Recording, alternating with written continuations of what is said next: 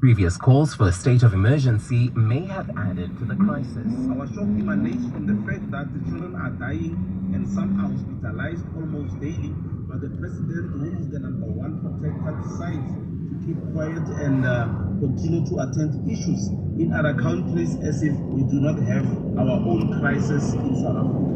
To the courts, an associate with alleged underworld gang boss Northeast Murdoch to take over security at Cape Town's nightclubs from slain businessman Mark.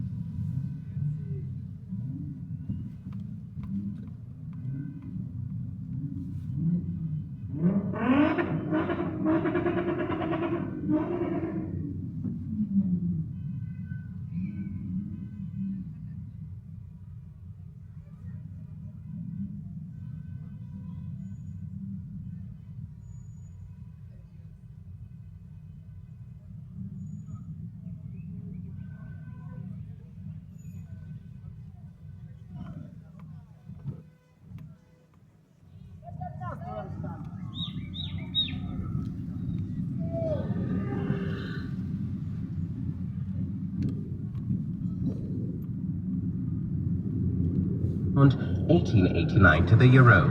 Brent oil is at $75.16 a barrel. In Sandton, there are peak time delays, bumper-to-bumper traffic, budget an extra 20 minutes at the least. This is coming from Grosvenor Road, Bryanston, going past the N1 carriageway, Leslie Avenue, Witkoppen Road, until you get to Dane Fern.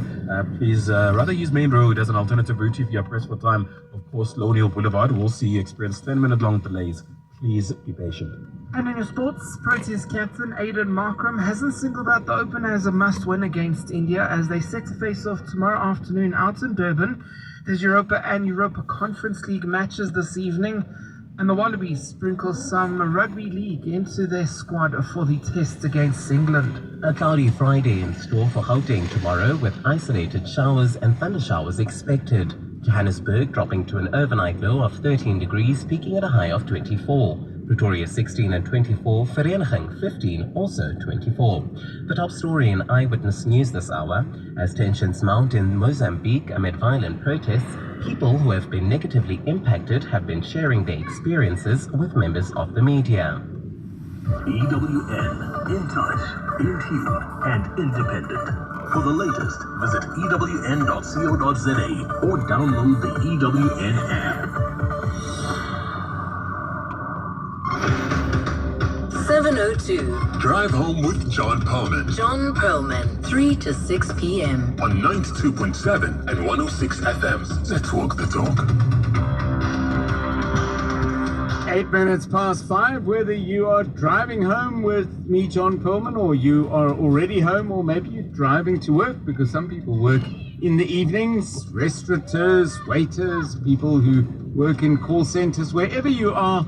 Thank you very much for listening. We're delighted to have you over the remaining hour and in the days and weeks to come. So we're going to focus on that top story that Mongezi Koko highlighted just a moment ago, the situation in Mozambique. We spoke earlier to our reporter Oren Singh on the border at the Lebombo border post out in the eastern part of Mpumalanga. We're going to go look at, I suppose, taking a few steps backwards and trying to better understand what this conflict is all about. We know that the trigger point was elections held on the 9th of October, but elections are never just about elections. They're about everything that preceded it as well. My guest on that will be Ruth Castel-Branco, who is with the Southern Center for Inequality Studies at Wits University, and somebody who knows Mozambican politics very well indeed. Looking forward to that chat. I've been asking you about traits and traits that are passed on. We were prompted by Sibongile, one of our listeners, who said, very interesting to have a